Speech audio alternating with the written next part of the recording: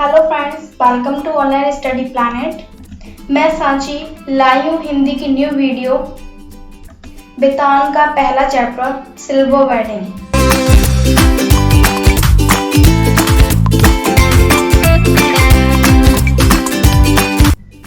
ये मनोहर श्याम जोशी ने लिखा है। ये कहानी यशोधर बाबू के इर्द गिर्द घूमती है। यशोधर एक ऐसे व्यक्ति हैं जो अपनी पुरानी परंपराओं को छोड़ नहीं पा रहे हैं। वो अपनी पुरानी परंपराओं को ही मानते हैं, लेकिन जो उनके बच्चे हैं, उनकी पत्नी है, वो नई परंपराओं को अपनाते हैं। तो इसी वजह से उन्हें कई कठिनाइयों का सामना करना पड़ता है, कई बार लज्जित भी होना पड़ता है। तो ये कहानी उस दिन की है जब यशोधर बाबू की सिल्वर वेडिंग थी, 25वीं सालगिरह थी। यशोधर बाबू एक व्यक्ति को अपना गुरु मानते थे, जो के थे किशनदा।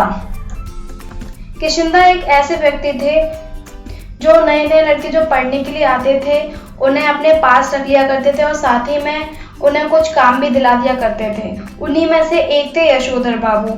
यशोधर बाबू किशनदा को बहुत मानते थे और उन्हीं के सिखाए हुए नियमों का पालन करते थे।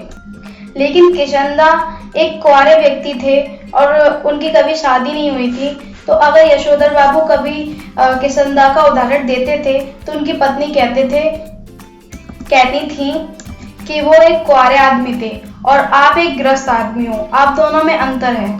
आप उनके नियमों का पालन या फिर उनके नियमों को कैसे अपना सकते हो।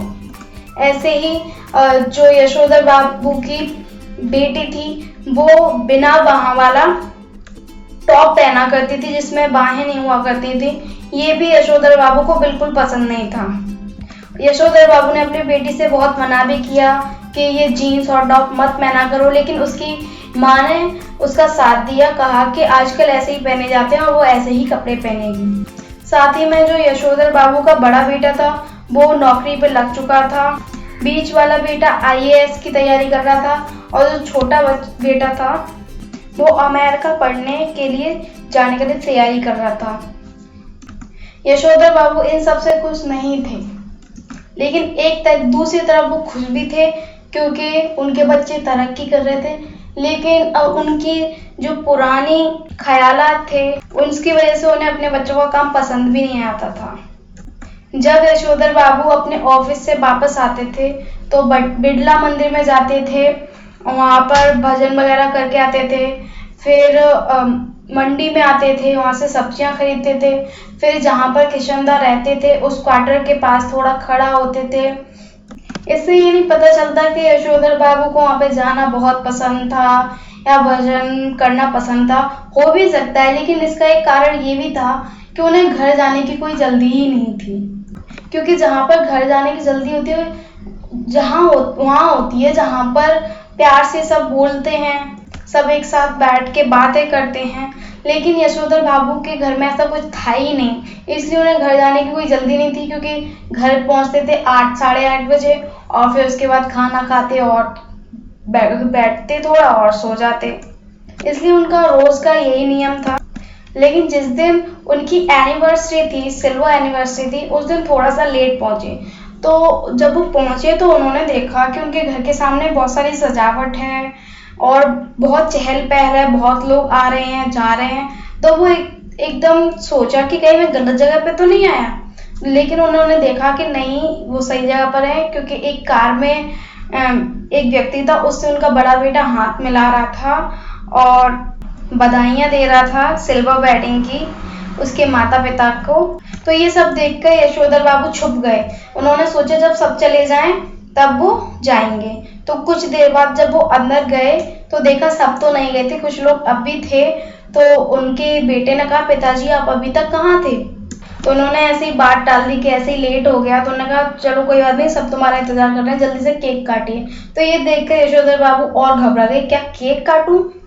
क्योंकि उन्हें ये सब पसंद नहीं था। लेकिन उन्हें जबरदस्ती सबने बोला कि केक काटिए तो वो तैयार हो गए, साथ में उनकी पत्नी ने भी काटा। फिर उनसे खाने के लिए बोला गया कि केक खाइए, तो वो कहते हैं नहीं नहीं, मैं अभी केक नहीं खाऊंगा, मैं पूजा करके आता हूँ। तो वो पूजा के बहाने चले गए। बहुत देर हो गई तो उनका बेटा लेने गया तो उन्होंने अपने जो कपड़े थे वो उतार दिए थे वो और घर के कपड़े पहन लिए थे। तो उनका बेटा बहुत गुस्सा हुआ कि आपका सब इंतजार कर रहे थे, आप यहाँ पे क्या बैठे कर रहे हो, चलो बाहर।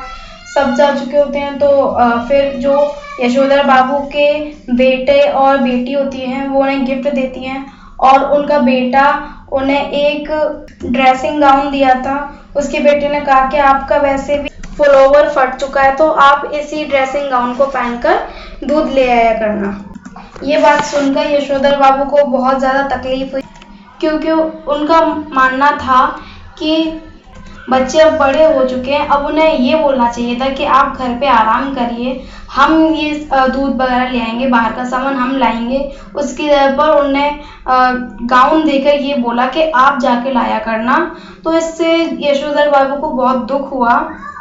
इस कहानी में हमें पता चलता है कि कैसे जो पुरानी नियमों का पालन करता है, पुरानी सोच रखता है, वो नई सोच के साथ कैसे अनकंफर्टेबल फील करता है, मतलब सही से रह नहीं पाता है और वक्त वक्त पर उसका मजाक भी उड़ता रहता है। इसलिए टाइम के साथ अपने विचार भी बदलना जरूरी होता है। और वैसे भी बदलाव प्रकृति का नियम होता है। अगर हम प्रकृति के साथ नहीं बदलते, वक्त के साथ नहीं बदलते, तो इससे हमें कई तकलीफें होती हैं। लेकिन इसमें एक पॉइंट ये भी है कि जैसे जैसे वक्त बदलता जा रहा है वैसे बच्चों के जो मैनर्स, जो बड़ों को इज्जत देना चाहिए, वो बच्चे नहीं दे रहे हैं। तो इसी के साथ हमारी ये कहानी खत्म होती है। Thank you for watching video. Please hit like button, comment, subscribe and share my video to help other students of class 12th. Thank you.